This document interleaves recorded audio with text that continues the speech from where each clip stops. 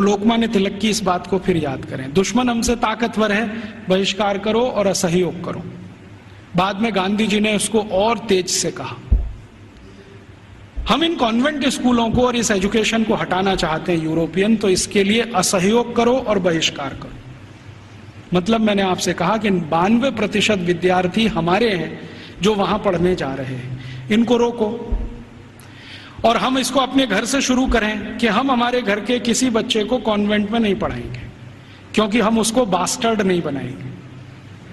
वो इंजीनियर बने न बने, डॉक्टर बने न बने, कम से कम बास्टर्ड तो ना बने। इतना अपमान तो न करें हम अपने पिता का। तो हम नहीं भेजेंगे हमारे बच्चों को। तो फिर कहां भेजेंगे? जो हमारे स्कूल चलते हैं उनमें भेजेंगे। फिर आप कहेंगे उनमें सुख सुविधाएं कम है, बढ़ जाएंगी।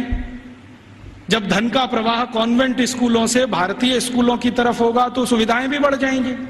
आप सोचो 18,000 करोड़ रुपया बंबई के कुछ कॉन्वेंट स्कूल को हर साल मिलता है, इतना ही रुपया आर्य समाज के गुरुकुलों को मिल जाए, या सनातन समाज के लोगों को मिल जाए, या किसी और संस्थाओं को मिल जाए जो भारतीयता आधारित गुरुकुल चलाते हैं, तो वो सुख सुविधाओं वाले हो जाएंगे। वो तो धन के प्रवाह को बदलने की जरूरत है। अभी धन का प्रवाह कॉन्वेंट स्कूलों की तरफ है तो सुख सुविधाएं वहां ज्यादा हैं।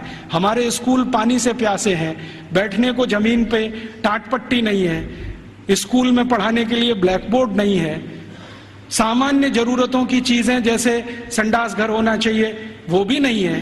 तो ये इसलिए कि धन की कमी है, धन का प्रवाह उस तरफ है, इसको मोड़ दो। तो समाज में एक बहस चले इस पर कि ये कॉन्वेंट स्कूल आए कहां से हैं, उनके यहाँ शिक्षा की क्या स्थिति रही है, तो शायद इसमें से एक समझ बने और ये समझ हिंदुस्तान में अगले 2-3 वर्षों में कोई अभियान का स्वरूप ले और ये अभियान हिंदुस्तान के इस विश्व बीज को उखाड़ कर फेंक दे, ऐसी भावना मेरे मन में है। मैंने इसके लिए एक और प्रयास शुरू किया है। बहुत लोग जब कहते हैं कि राजीव भाई विकल्प दो, तो हमने खुद अपने इस आजादी बचाओ आंदोलन की तरफ से 6 गुरुकुल बनाना शुरू किया है और वो लगभग 1 साल में शुरू हो जाएंगे। उन सभी गुरुकुलों को वैसे ही पढ़वाना है जैसे कभी 200 साल पहले था। वही 18 विषय हमने चुने हैं जो 200 साल पहले पढ़ाए जाएंगे। और हमारे गुरुकुलों की ये मान्यता रही है कि शिक्षा और विद्या सबके लिए, किसी एक के लिए नहीं। पैसा है या नहीं ये महत्व का नहीं है, शिक्षा और विद्या हर एक के लिए। वो जाति का है, धर्म का है, इससे मतलब नहीं। हमारे गुरुकुलों में सभी तरह के विद्यार्थी। आप तो जानते हैं कि भारतीय शास्त्र कहते हैं कि शिक्षा, विद्या और न्याय और चिकित्सा सबको निशुल्क उपलब्ध होनी चाहिए, बिना किसी भेदभाव के। तो हमने सोचा है कि कम से कम शिक्षा और विद्या तो निशुल्क उपलब्ध कराएं। तो हमारे गुरुकुलों में हम फीस नहीं लेंगे, ये संकल्प से हम शुरू कर रहे हैं। फिर ये चलेंगे कैसे? इनको चलाने के लिए विद्यार्थियों को हर दिन 2 घंटे श्रम दान करना पड़ेगा। या तो 2 घंटे वो चरखा चलाएं, या तो 2 घंटे खेत में काम करें, या तो 2 घंटे वो साबुन बनाएं, मंजन बनाएं, वॉशिंग पाउडर बनाएं। उनको हम बिकवाएंगे और उसके लिए मार्केटिंग नेटवर्क खड़ा कर रहे हैं पूरे देश में, स्वानंद बाजार के नाम से। इनमें ये वस्तुएं बिकेंगी, उससे आमदनी होगी और गुरुकुल उससे चलेंगे, फीस किसी को नहीं देनी पड़ेगी। और हमारा ये मानना है कि जो विद्यार्थी 14 साल पढ़कर निकल गया, कम से कम हर एक के पास 2.5 से 3 लाख रुपए होगा जो उसके अपने श्रम की कमाई होगी। उससे वो अपना कोई व्यवसाय शुरू कर सकेगा, 2,000 रुपए की नौकरी के लिए नहीं भागेगा।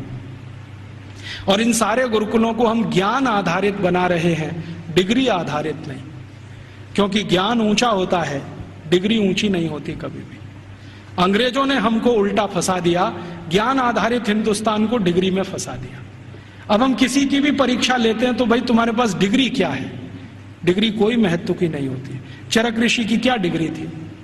सुश्रुत ऋषि की क्या डिग्री थी? सांख्य दर्शन की जिन्होंने पूरे दुनिया को बता दिया, उनकी क्या डिग्रियां थी? खगोल शास्त्र में इतने बड़े बड़े रिसर्च हो गए। आज दुनिया कहती है कि प्लूटो ग्रह नहीं है, हिंदुस्तानियों ने तो 14वीं शताब्दी में कह दिया था कि प्लूटो ग्रह नहीं। अब दुनिया मानती है कि प्लूटो ग्रह नहीं। सूर्य की दूरी पृथ्वी से कितनी है ये आज बोलते हैं, 9वीं शताब्दी में तो हिंदुस्तानियों को मालूम था कि सूर्य और पृथ्वी की दूरी कितनी है।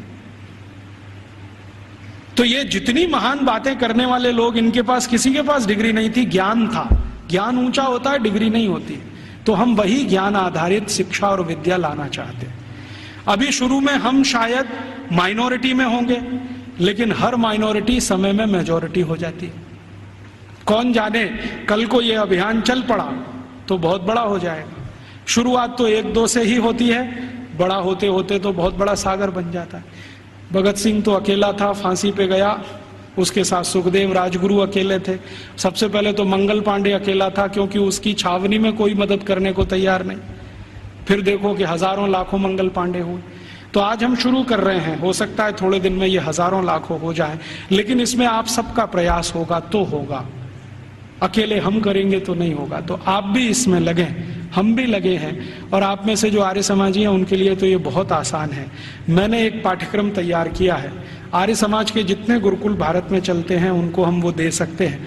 हमारा उस पर कोई कॉपीराइट नहीं है, सबको कॉपी करने का कंप्लीट राइट है, क्योंकि हम मानते नहीं कि ज्ञान पर किसी का विशेष अधिकार है। ज्ञान तो सबके लिए, मैंने कहीं से लिया, आपको दिया, आप किसी और को दे दीजिए। तो आर्य समाज के सभी गुरुकुलों को मैं दे सकता हूं और दूसरे गुरुकुलों को दे सकता हूं, वहां भी ये साथ साथ शुरू हो जाए, हम प्रयास करें, आप भी करें, तो हो सकता है 3-4 साल में इस देश की शिक्षा का ढांचा और दिशा दोनों बदल जाए। ऐसे अभीष्ट की कामना करके आपके पास आया। आपने बड़े ध्यान शांति से सुना, आपका आभारी हूं। इन बातों को किसी और को भी सुनाएंगे तो और आभारी रहूंगा। कुछ बातें ऐसी मैंने कही हों जो आपको अच्छी न लगी हो तो उनको यहीं छोड़कर जाइए, उसके लिए माफी चाहता हूं। धन्यवाद।